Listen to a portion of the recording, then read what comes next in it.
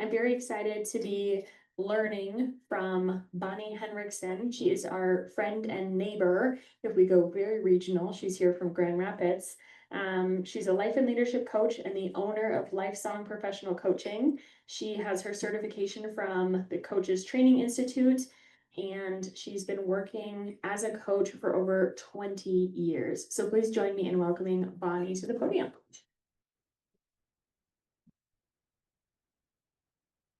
Thanks, Lacey. Thanks for that introduction and thanks for the welcome. Man, I feel like I am in a room of my peers and that I am in a very vibrant community today. You have a lot going on here. It is so exciting to hear what some of the things are that is happening right here in Ely, Minnesota. It makes me want to come this way a few more times. More frequently. You're welcome to. And we are music people, so it's also exciting to hear about your bluegrass and your brass group.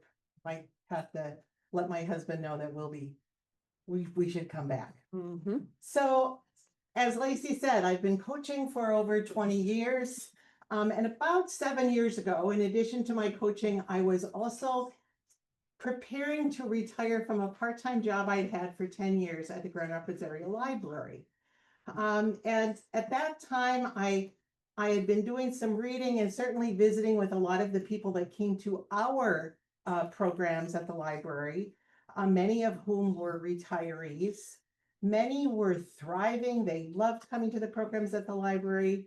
Others were much less enchanted with retirement, and others still were looking ahead to retirement. I even had several clients about that time, over the course of my coaching actually, who had asked me questions about retiring and wanted to spend a little bit of their coaching time looking ahead to what life might be for them during retirement. So as I was approaching my own retirement from the library and becoming more intrigued by what people around me were saying and doing, I thought, I want to explore this deeper. I want to find out more about why some people thrive and why some people don't thrive. So I designed a conversation series for couples, and I will tell you the reason I did it primarily for couples is because I also learned that at that point of life, at about the time we're thinking about retirement, a lot of couples were thinking about splitting up because they'd reached that point in their marriages or in their togetherness, if they weren't married, that they didn't have anything to talk about. They'd done the kid thing, they launched their families, they've been busy at the high points of their career, and they've grown apart.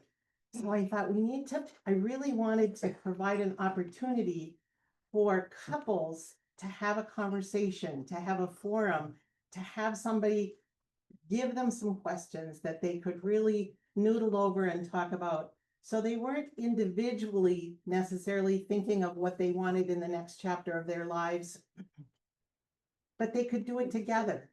Because as we age, obviously our interests change. And perhaps I want to do one thing and my husband wants to do another. I know that there was a couple that attended one of my conversation groups, and he had been forced into early retirement for health reasons. And she was like, I'm never going to retire. She owned her own business. I'm going to work forever. Well, there was a lot of dissension in that marriage because he wanted her to retire and she was never going to retire. So the fact that they could address some questions and talk about what was important, what priorities were for both of them, and what was driving her interest and what was driving his interest, really gave them an opportunity to talk about where they could support one another and what they could agree on and what they could agree to disagree to.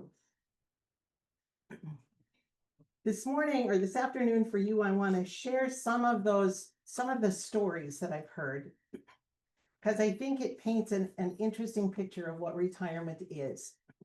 And it really doesn't matter to me if you are already retired, if you are looking ahead 5 years at retirement or 2 or 3 years ahead to retirement, or if you've been retired for 5 years and you really aren't finding the magic that they talked about that you expected you would have. I had a leadership instructor one time who said a very potent leadership tool is that of which is begin again. So if you've already been retired for 7 or 8 years and it's like, yeah, well, this game isn't what I had in mind, maybe you'll take something away today. Yeah. Maybe you have adult children who are looking ahead to retiring in 10 or 12 years, and you can take something away from today's remarks that you can inspire them to begin planning even now. And as I talk today, you'll come to understand that I am not talking necessarily about the financial planning that goes into retirement, because yes, we all need to have a financial plan. We also need to plan in other aspects of our life. And I'll cover that in just a few minutes. First of all, I want to tell you about a man that I met named Galen. Galen had been a farmer his entire life. I bet he was probably in his mid-70s when I talked to him. And he had retired maybe 6 months earlier. He was the grumpiest, unhappiest farmer I have ever met. This retirement stuff is crazy. What do people see in this? Well, keep in mind, Galen had always been a farmer. Galen's social network was other, primarily men in farming. The guys at the elevator, the guys at the feed store, the seed salesman. His conversations were always about farming. His purpose in life, his meaning, came from taking care of the earth and nurturing livestock and producing for other people. So when he decided to retire, all right, so he had a project list. He thought he was going to be busy with his projects. He finished his projects in the first month. He's obviously not related to my husband, but anyway, that's another subject. Galen finished his projects in the first month, and then it was like, well, what's next? So he was very disillusioned. He was without direction. He was without interest in other hobbies. There was no meaning or purpose in his life. And you know what happened? He started having health problems. So then it's like, well, this retirement is all about what aches and pains and health problems I have.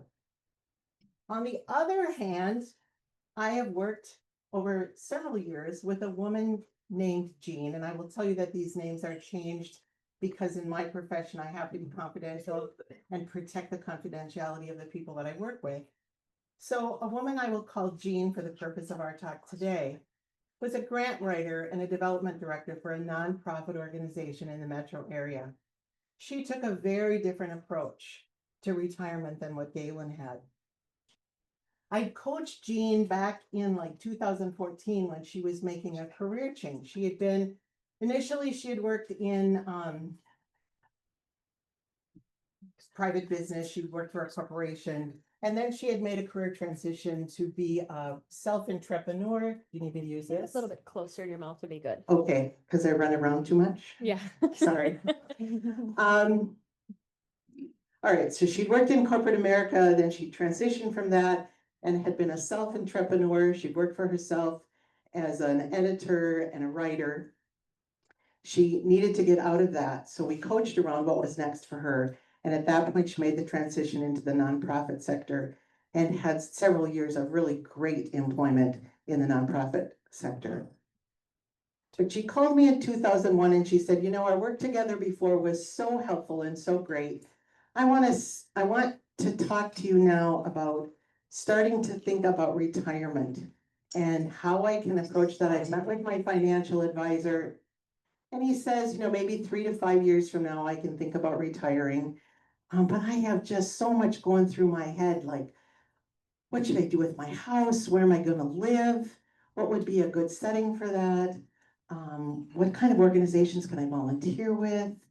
Maybe I should have a backup part-time job just in case I need to fall back on that. She had all kinds of questions and she was really worried about how she was, as a single woman, because she had never married, how she was going to make it in retirement.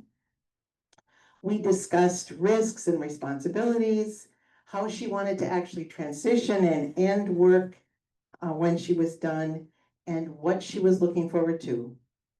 We also revisited, because this is huge in coaching, we revisited her values from when we had worked on them 7 years earlier.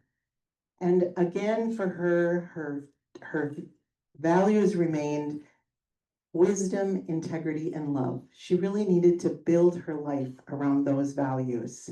We also worked on Jean's life purpose so that she could use that as her North Star, as a compass, as she retired. And she knew that she wanted to help people live fulfilled lives using her strategizing strength. She was an amazing strategizer, and her writing skills. She identified 5 things. I mean, this is all in a series of coaching sessions. She identified 5 things she wanted to be in retirement. She wanted to be a playful aunt, a caring sister, a thoughtful friend, a healthy traveler, a strategic advisor, and a lifelong learner. I'll just do a little sidebar here, because when we identify and know who and what and how we want to be, the being can inform the doing. So we figure out who we want to be first, and that tells us what we do to be that way. As Americans, we become so focused on doing. What are you doing this weekend? What are you going to do when you graduate from high school? What are you going to do when you retire? If we think in terms of being, it will give us a much broader scope and direct our doing a lot better. Anyway, back to Jean. She worked out a transition plan. She went part-time for about a year. She worked 4 days a week, and then she went to 3.5 days a week. 2 years ago, she retired.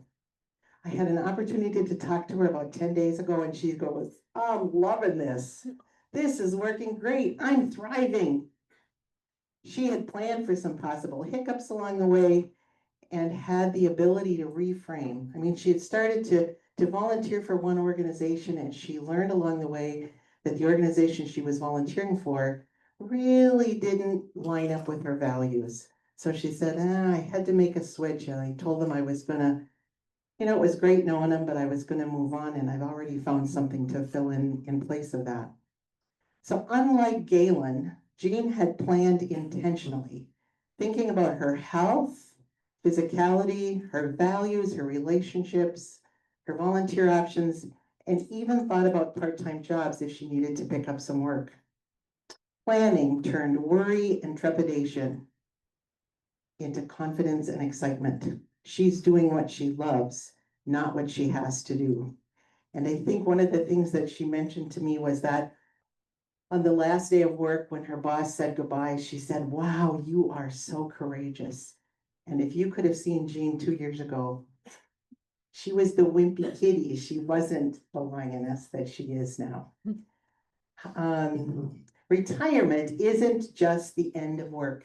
It's the beginning of the life that you've been working toward all your life. So as I said a minute ago, whether you're working, whether you're nearing retirement or already retired, intentional planning is the difference between thriving, is the difference. Planning is the difference between drifting and thriving. And you'll notice that one of those little ducks is turned upside down because he obviously hasn't made a plan.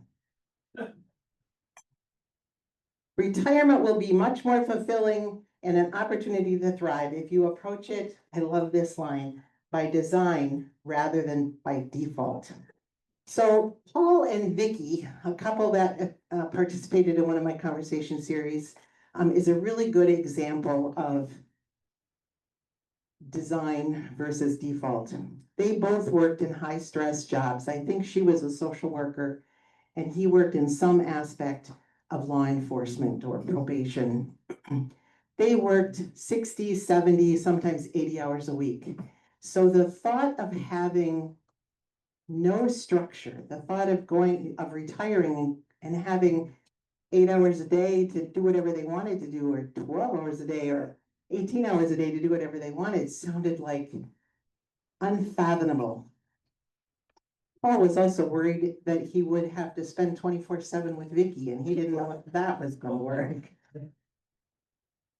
Some of you are laughing. I bet you've had some of these thoughts yourself. So they both feared this having too much unstructured time, but with planning, they gained comfort to finally take the leap.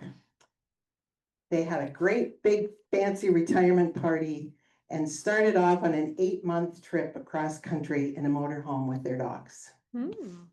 They came back 8 months later. They had a huge sale, got rid of a lot of their belongings, put the rest in storage, and they have been adventuring and touring and volunteering around the country, a very active lifestyle for more than 5 years now. They pop up on Facebook every now and then, and he's running a marathon or he's doing a run to support some organization so that he can help generate revenue for a nonprofit. And I see pictures of her walking the dogs and doing nature trails, and it's amazing. Wisely, Paul and Vicky talked, they shared their priorities, they shared their concerns, and they made their decisions together for a life that they are thrilled to be living at this point. So I want to just give you a little background. Historically, retirement, oh, they told me I could use this little thing. So if I can figure this out, we're born, we're kids, we grow up, we're smart ass teenagers, excuse me. And then we start our careers. And here at the pinnacle of our careers, we've reached our success. Historically, this is when retirement happened. And it was like looking over a cliff, because retirement was like the end of everything. The end of everything except those health problems and aches and pains that Galen complained about. But now, a much more modern view of retirement is that we plateau, because most of us who retire in our mid-60s have 15 to 20 to 30 years in this next chapter of our lives. If you're going to live 20 to 30 years more, oh my gosh, my husband might even get all of his projects done. I drive home with them, I better be nice. People thought of leaving work as a time of failing health and losing their independence, and they just didn't want to sign up for that. It did create a lot of fear and a lot of worry. So I think that's where, for some, retirement started to get a bad name, a bad rap. But now that we know that we can actually plan for and enjoy 20 or 30 years, how exciting is that? I think it also depends a lot on the perspective you choose for addressing retirement. As I said, there are people that have all this list of worries, and they are stuck in this place of worry. Like, I can't retire because I have all these worries. Not only will I maybe have to spend all this time with my spouse or have health problems, I'll lose my sense of meaning and purpose, because this is another cultural thing in the United States, is many of us have tied our work or our professions to what gives our lives meaning. So when we leave our work, we're suddenly without that compass. Our relationships also change, because we don't have the collegial relationships, we don't have the clients or the customers that we once had, and we're afraid we will be isolated and that we'll have all this time with nothing to do. So it's a place that some people can get really hung up and really lost. Other people look at retirement as an extended vacation. How many people have you talked to? Maybe you even said this yourself. When I retire, I'm gonna go fishing. I'm gonna play golf. I'm gonna quilt. We're gonna play with the grandkids. Well, I hate to tell you this, but over 20 years, your grandkids are gonna grow up and they really don't care to be playing with you anymore. They'll come for Christmas or they'll send you a birthday card, but they have other things to do. So sometimes the idea of it, and I mean, really, truly, how many golf balls, how many quilts? You might want to think about some other things that will feed your life purpose, will align with your values to make your retirement more significant to you. It really can be a time to focus on yourself, to focus on me, and a real opportunity for new things, new possibilities, new learning. There's a high number of American retirees that become entrepreneurs. That's a whole new booming segment of the business community these days.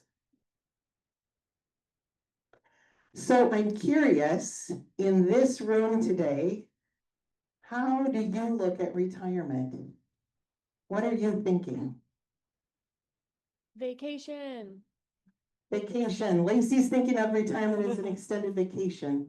What about for the rest of you? When you retired, what did you think you were headed for? No more work. No more work, More time for my hobbies. more time for your hobbies, Time for volunteering. more time for volunteering, Sleep in. time to catch up on sleep, time to rest. I did a lot of volunteering with an environmental group as a lawyer, but I'm 86 now. And I don't do that anymore. And so I'm a little bit short on purpose. Okay, we're gonna talk about more about purpose in just a second here. This gentleman said that as a lawyer, he did a lot of volunteering, but as he's approached his 80s, he's less interested and less able to do that. So he's feeling a little without purpose. Purpose is huge in retirement, and I'm gonna get there in just a second. Preparation. Preparation, let's see, do I have a slide here? Preparation creates freedom, purpose, and satisfaction for the years ahead. It also reduces the worry and stress. So preparation creates freedom, purpose, and satisfaction, and reduces stress. Where does a person, after all this talk, where does a person start to prepare for retirement? Many of us think first about money. Can I afford to retire financially?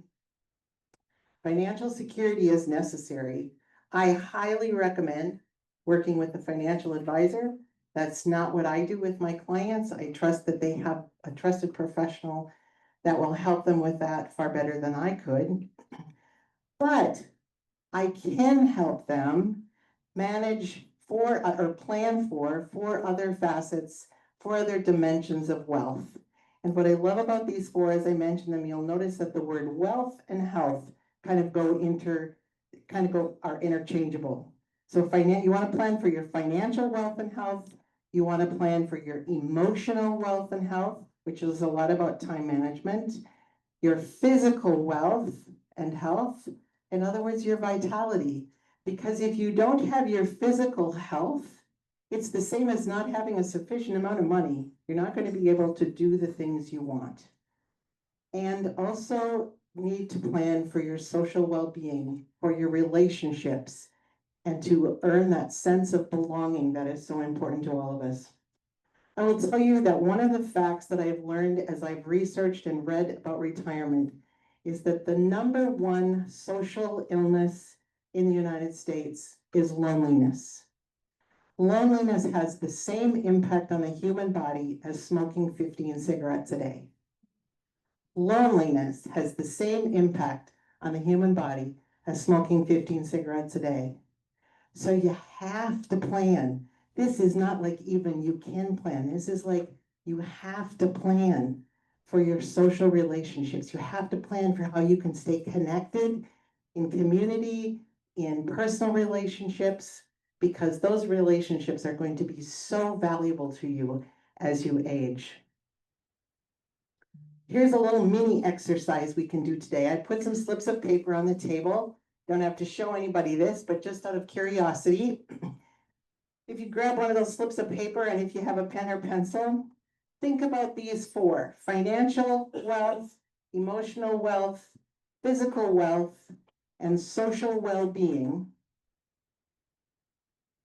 And if it was the first and foremost or only plan that you planned for as you decided to retire, mark it a 1. If it was like, yeah, I sort of gave it some thought, maybe it's a 2 or a 3. If you didn't think about it at all, or if you haven't thought about it yet, mark it a 5. So how would you rate those 4 things? Financial wealth, emotional wealth, physical wealth, and social wealth, social well-being.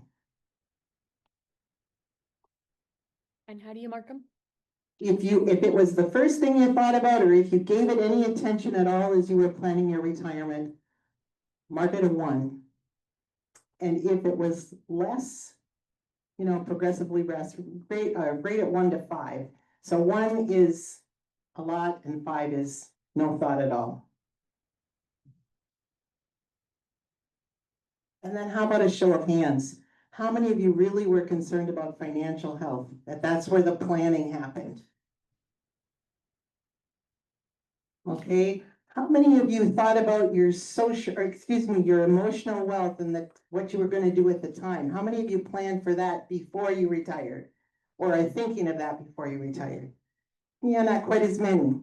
How many of you thought about your physical health and wealth as you plan for retirement? Good. I bet you that's why a lot of you came to Ely. What about social health and social well-being? How many of you have given any thought to that as you plan for retirement? You're a social animal, I can tell. So I think this group, like so many others, would align with the fact that, yeah, we think about finances first, and then we don't always consider these other things, and they are equally important. Another place to look as we think about planning is to look at ourselves, to do some self-assessment. And this is about, as I said a few minutes ago, identifying your values, recognizing what your values are, because your values create that structure. Your values can help you in making choices and decisions about what to do, about where to volunteer, about what to purchase, about how to spend your time, about where to live. Your values can really be that structure or that framework that is the core of who you are. That's where you will get your fulfillment. That's where you will feel in line with yourself. Also, the fulfillment comes when you are aligned with who you are, and that's your values. Remember, I mentioned Jean, who changed from a kitten to a lioness by the time she retired, because she really took time to look at herself and what was important for her. Another compass is the difference you can make in the world. This is about your life purpose and the legacy you want to leave. This is my 80-year-old lawyer friend over here who says he's starting to feel like he's not sure what his purpose is. We need to have a purpose. That is our compass. That is our guiding star, our North Star. And not only to have a life purpose, to know that the things you're doing day in and day out give your life meaning, but that they also create an impact for the greater world. And when I talk about impact on the world, I don't just mean globally. You can have impact on the world in your neighborhood, in your community, in your family, extended family. But to plan for your life purpose and your legacy are a huge place that you want to focus your planning for this next chapter of your life. To go into the values thing just a little bit, I'm going to back up to the values slide. When I talk about values, I don't talk about values the way politicians talk about values. I'm not talking about apple pie and baseball and living the American dream. I'm talking about core principles that are embedded in your DNA. Things that have to be true for you so that you can feel fulfilled and live in alignment with yourself. Things like, I need freedom. I need to be learning. I need to feel like I'm making a contribution. I need to feel authentic in my relationships. I need creativity. I need nature. I need relationships. These are values words. And I encourage each of you, and I ask each of you right now to, on that piece of scratch paper, to write down 2 or 3 values words that really help you, that you know are part of what you need to live day in and day out.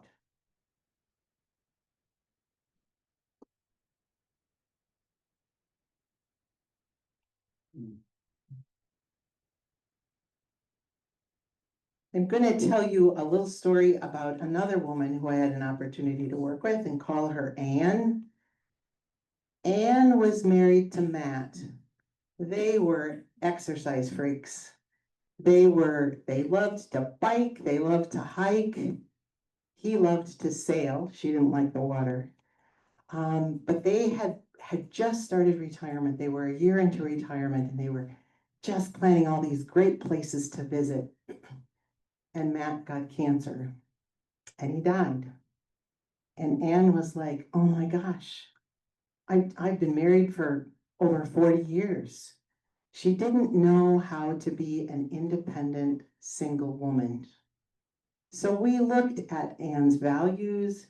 We talked about life purpose and what would give her life meaning.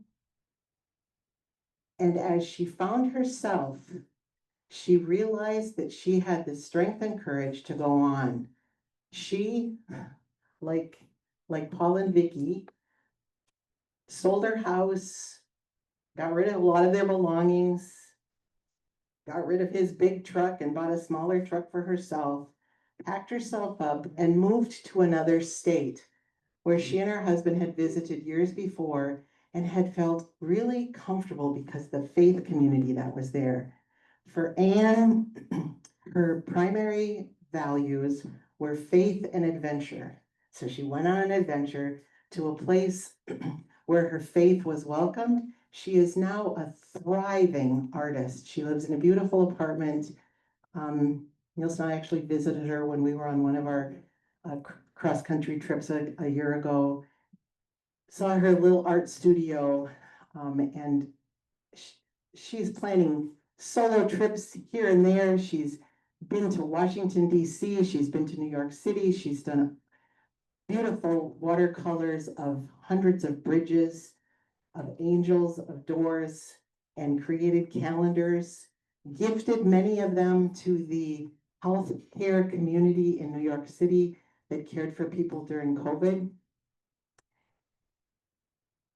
And is an inspiring, she calls herself an intercessor between people who need something particular and God. She is living her values and thriving.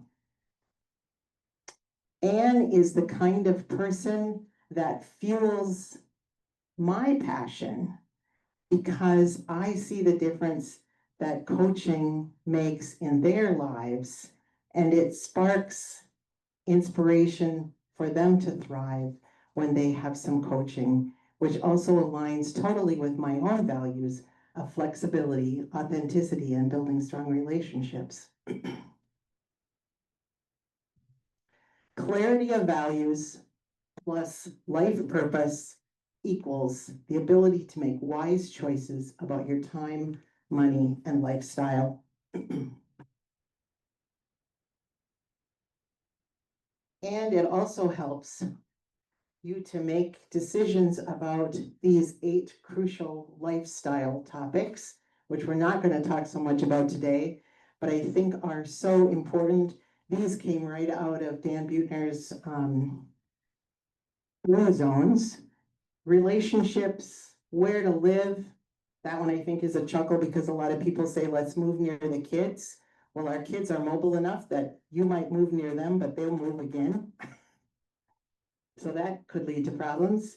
Employment, health and wellness, hobbies and interests, travel, new learning and growth, which we all need, as well as we all need community engagement. We need to find a place where we can make a difference. So let's just do a quick recap here. Again, I have to point to these little ducks. This picture doesn't quite show it, but you'll notice the one farthest over there, he's headed in a different direction. Because you know what? Retirement for each and every one of us can be our own direction, as long as we get our ducks to line up. Retirement planning will give you more freedom. True wealth is more than money.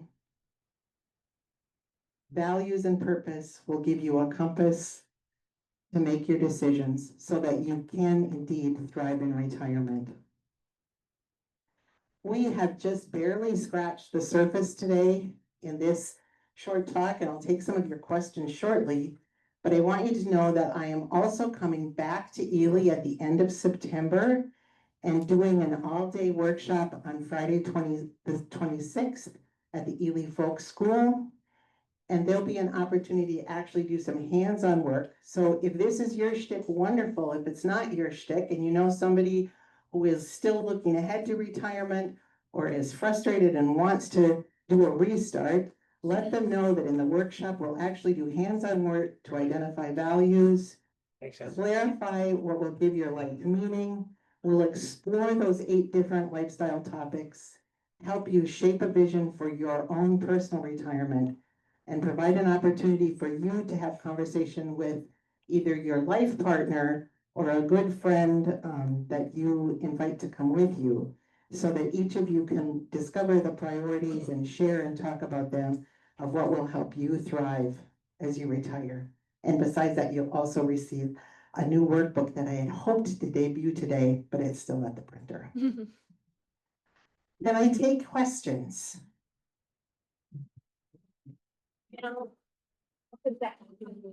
Okay. Mr. Dayton.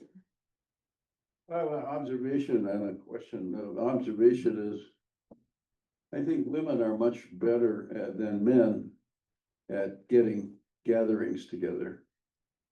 You know, my wife's got 3 or 4 different groups that she meets with every week and on Zoom or in person. Men don't seem to do that very well. And the other is suggestions maybe from the group or from you about volunteer opportunities if you're a seasonal person, live in different places. Do you guys want to respond to here, or do you have a separate question? You have a separate question, Dwayne? Yeah. Well, I can say about, I'm just aware that there's actually a lot of conversations about volunteerism and how to plug in seasonal people. So I don't have a very clean answer at the moment, Chuck, but I know it's something we want to figure out. And I know there are volunteer opportunities. What's really hard is communicate, like there's no place where all of the volunteer opportunities get funneled to. So there's no one place for a person to check. And that is a problem we'd really like to identify a solution to, and we're thinking about it. And I would say that a big part of it comes from networking. So if I'm not sure what your interest would be, but if there is an organization that kind of piques your interest, visit with them and ask them if they have a place that they could use your strengths and talents. And if they don't, if they know of another organization, because chances are there are dozens of organizations or individuals that would love to tap in to your experience and your strengths and talents. So it's a matter of venture.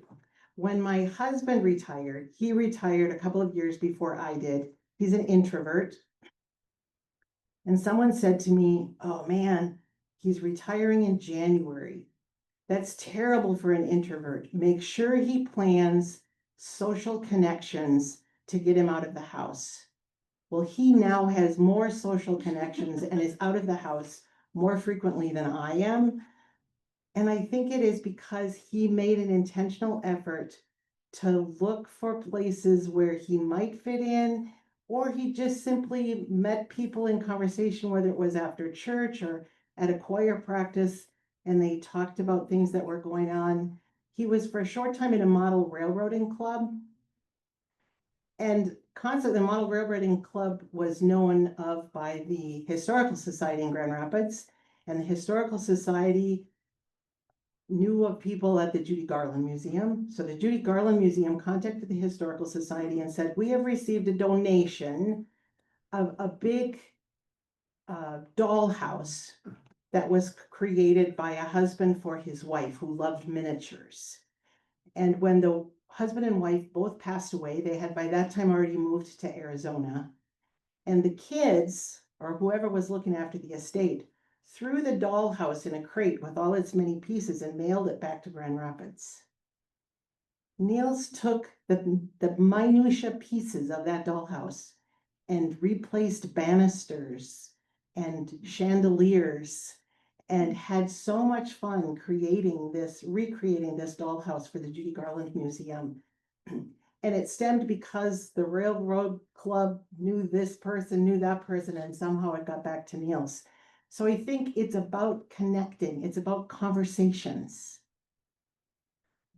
I'm curious, and I'm not asking people to think about themselves personally, but I would just ask, raise your hand if you have at one time observed, whoa, that's a hard word, observed that it might be nice to have some sort of men's group, like acknowledging that the women tend to be differently connected than the men.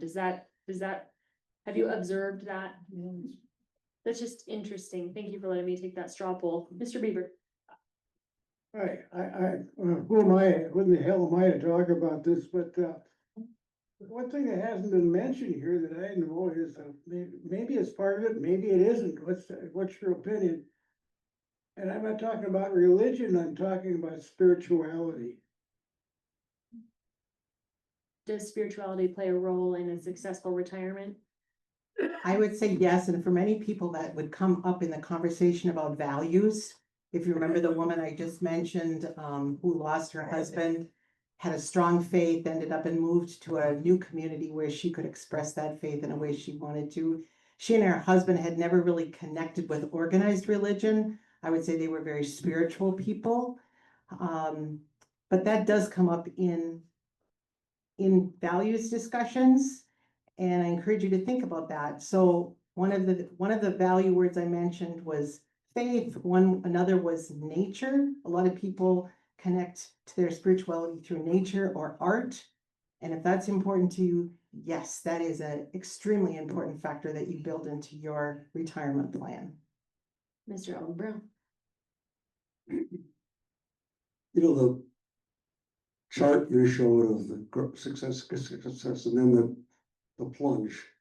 I think that was based on previous time and a previous economic reality when Yes, that's a historical. you weren't gonna live that long, and you didn't need that much.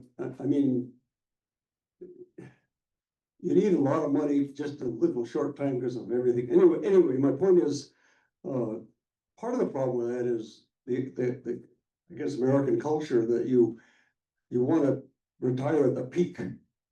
Well, I'm an example of figuring this out, and at some point I thought that's about as good as I'm going to do in terms of this profession, and so I'm going to not rise to the level of my incompetence or something like that, but I'm going to start getting ready for the second half of my life.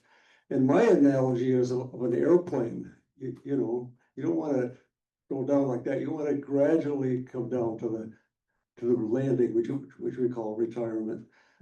So, you know, I went from full time to 3/4 time, for example. But also saw that as a time to practice having more spare time and get more used to the idea that my whole identity wasn't based on my profession.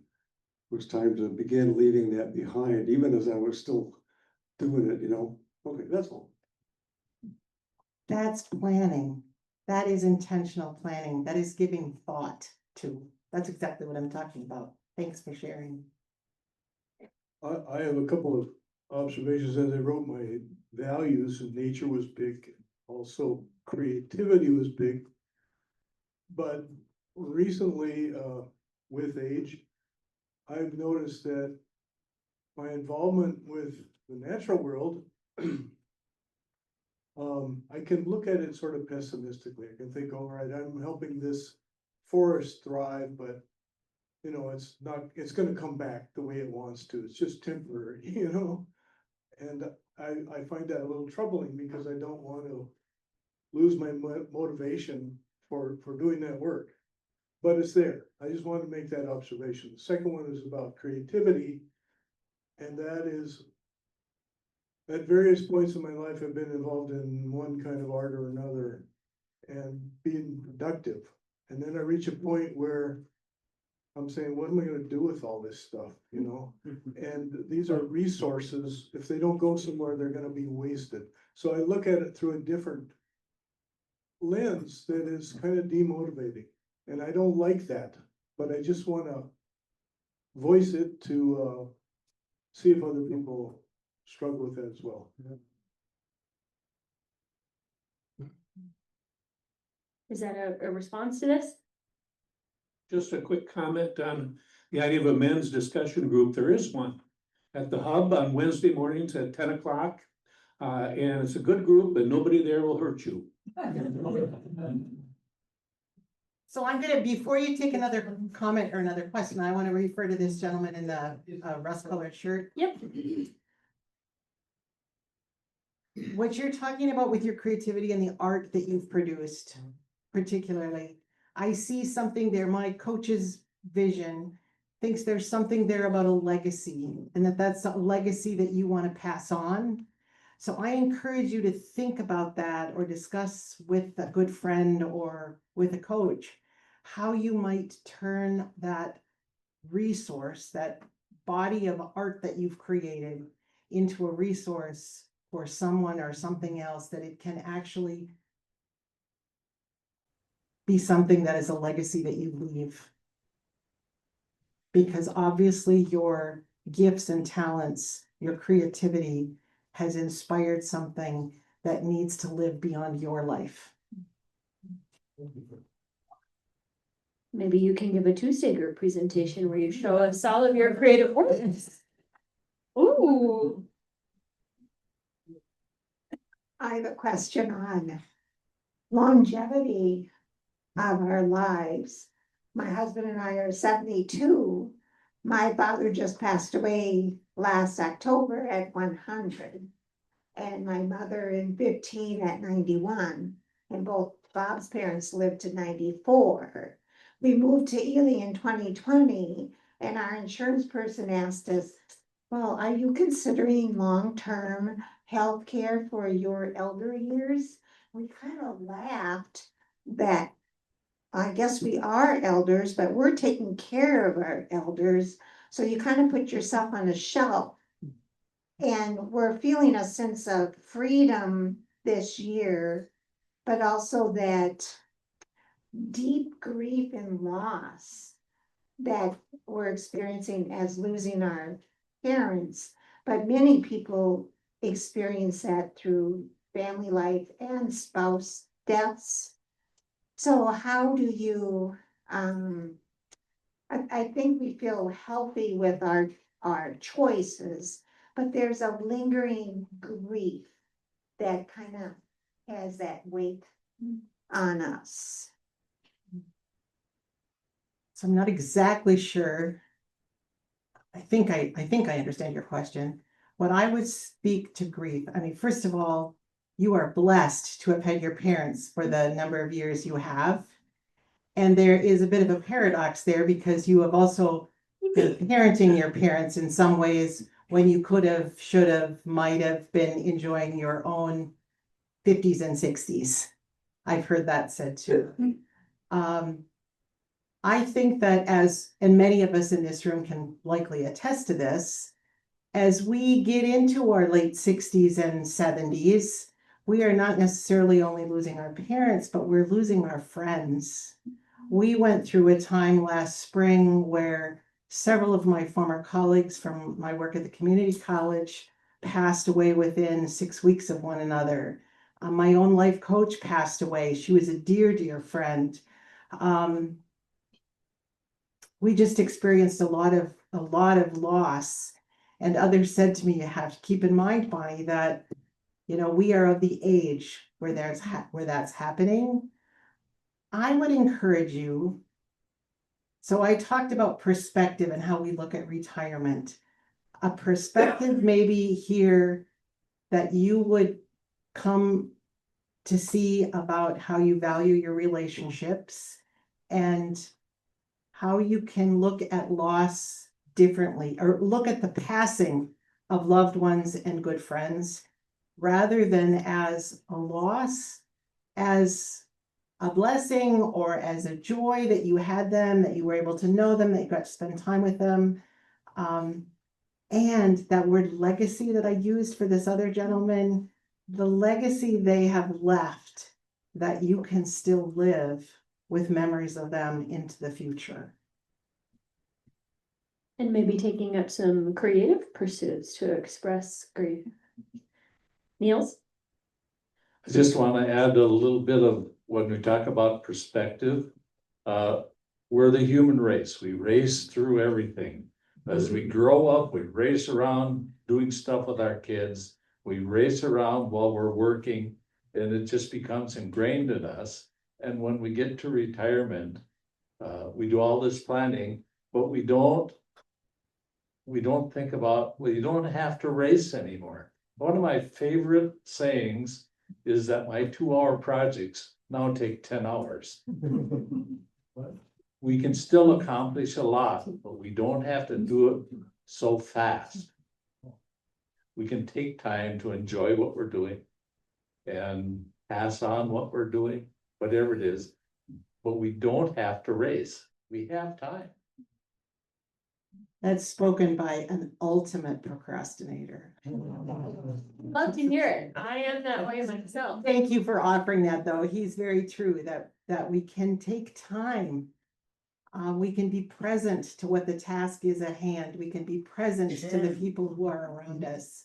We can enjoy the present as a gift for what we have. Thank you for your questions. Thank you for your insights. I'm going to hang around for a few minutes if any of you want to chat with me individually about something. I did leave business cards on the table if you want to contact me by email, give me a phone call, or check out my website. Be happy to have a follow-up conversation with you. Remember, I'll be back in Ely at the end of the month on the 26th for that all-day workshop. Here's my contact information. And be sure you take a duck. And remember, don't wait for life to happen by default. You can actually take action to thrive. Thank you so much, Bonnie. Thank you everyone for joining the conversation.